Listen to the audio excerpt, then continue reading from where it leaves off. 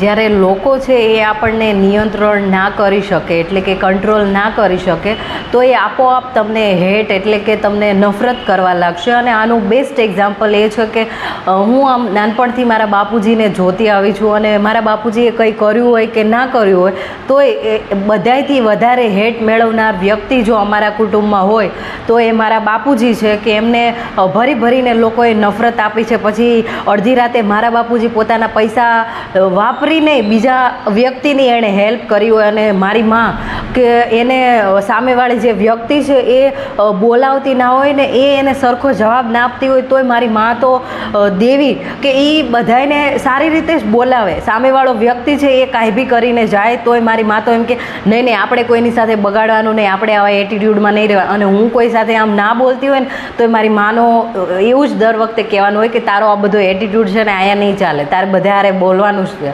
અને આઈ એમ લાઈક કે હું નથી બોલાવવાની, હું આવા વ્યક્તિઓ સાથે રહી જ ના શકું. અને સાપ જેવા આપણને ખબર હોય કે આ બધા સાપ જેવા છે અને આ પાછળથી ડસવાનું કામ કરે છે, એને હું બોલાવી જ ના શકું. અને હું એટીટ્યૂડમાં જ રહીશ, મારે કાંઈ નથી બોલાવવાનું થતું. પણ મારા મા બાપ આમ સારી રીતે રહ્યા છે તો એમને ભરી ભરીને લોકોએ હેટ આપીને નફરત આપી વગર વાંકે.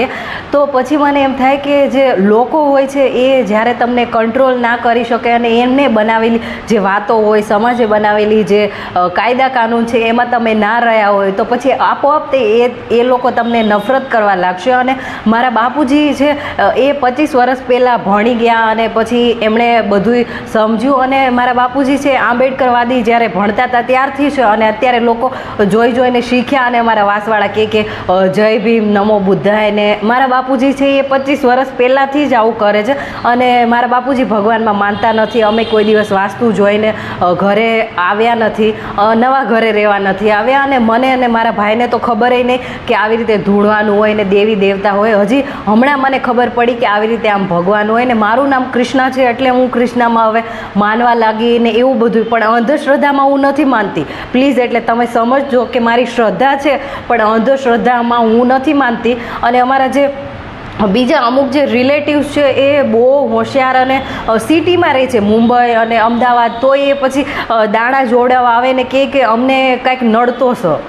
તો મારા બાપુજી એમને કહે કે ભાઈ તમને કાંઈ નડતો નથી, એ તમારા વિચાર છે.